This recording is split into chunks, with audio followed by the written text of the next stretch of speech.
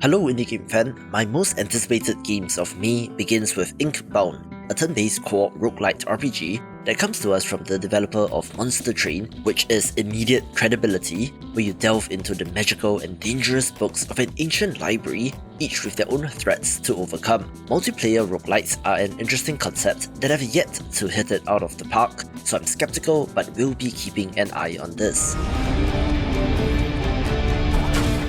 I love my tower defense games, where I have yet to compile a list of my favorites, but an upcoming title of interest is Castle of Alchemists, one with an action twist to it, where you play as the warrior Bellator, not that one, constructing towers and traps, but also directly attacking enemies.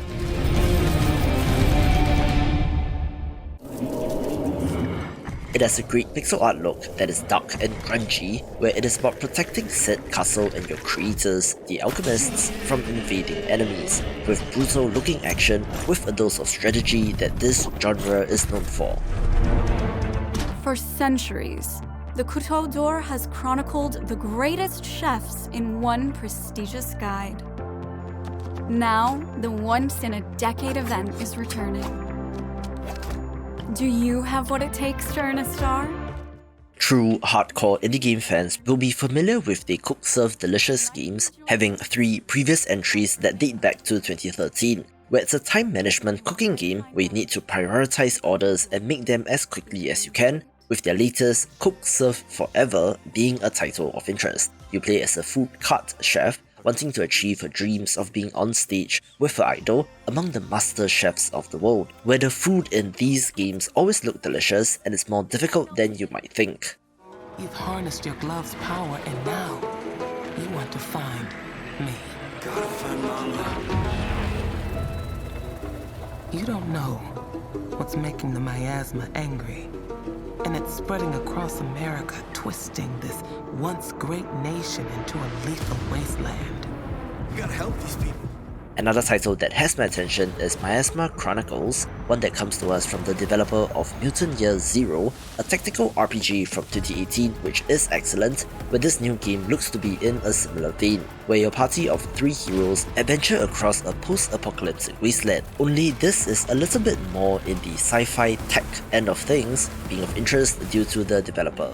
In the future, you will break through the wall and find me. And if you do, maybe I will tell you my secret.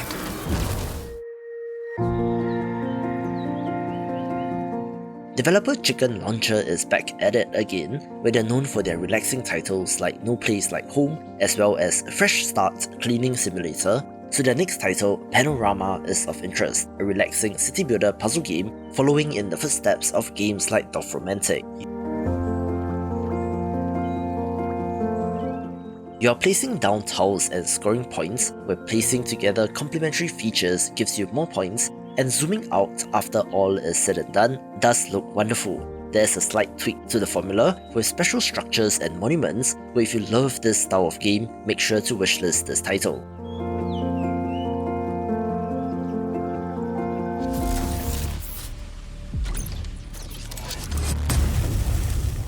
I had a sneaky feeling that Autobacillus will be back in vogue this year, where a title that looks to be kicking things off is Mechabellum, a sci-fi title set on a newly colonized planet where you play as the commander of a mech army, strategizing and leading your troops to victory. Players can customize and level up unique mechs with different abilities and then position them strategically before setting them loose, having more active abilities like airstrikes to keep the player engaged. I think that it looks sick, where curiously, it does seem to be leaning more on the PvP aspect, where I hope that it's asynchronous, much like Super Autopads, for it to make sense. Ruin has found you at last. No clickbait this time, since as promised, rather than highlighting an update to Darkest Dungeon 2, which is in early access on the Epic Games Store, I'm happy to share that this will be releasing in version 1.0 next month and will be out on Steam as well. This is the sequel to one of the most beloved indie games and one of my personal favourites, being a roguelite turn-based RPG that, surprisingly, is quite different from its inspiration. Emptiness and dissolution. have wormed their way into the world.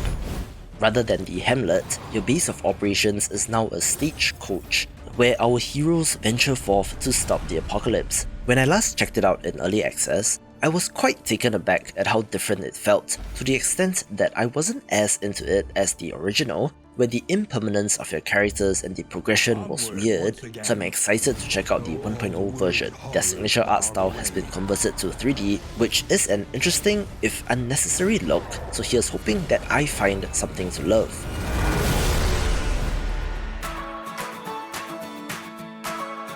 Of course, this cozy farm simulation RPG is of interest, being a 3D title where you're living with your grandparents on their farm during summer in Everdream Valley. As a little kid, it's all about the fun of adventure and exploration, where you're helping to plant crops and to tend to the animals, rebuilding and upgrading the homestead as you go along. It looks wonderful, having an interesting feature where at night, you're able to play as the various farm creatures, exploring the land in various minigames, giving you some reward in the morning, where it just looks so pleasant and chill.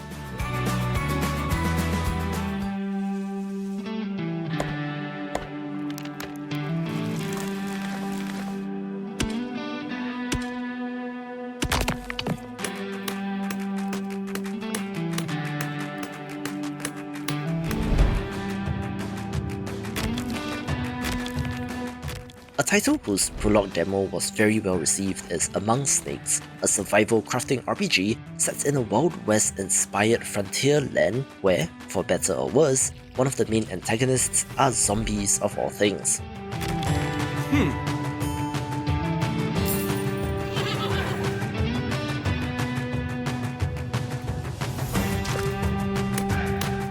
Still, it's a survival game at its core, where you will be chopping down trees and mining to get resources to build and expand.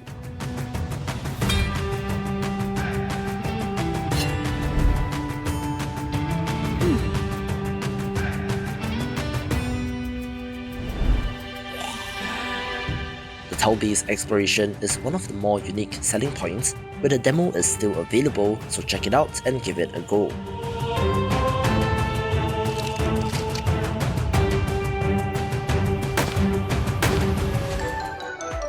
So you might have seen this game floating around on social media since it went viral on places like TikTok and Instagram, being a two-player co-op platformer where you play as penguins tethered together, trying to make their way up a mountain. Indie game fans will have immediate PTSD due to games like Jump King, only it's much worse here since the wrong move by your partner will send the both of you tumbling down, where it looks frustratingly fun, making Brad and Fred one to watch, where you can find more frustrating platformers in this video.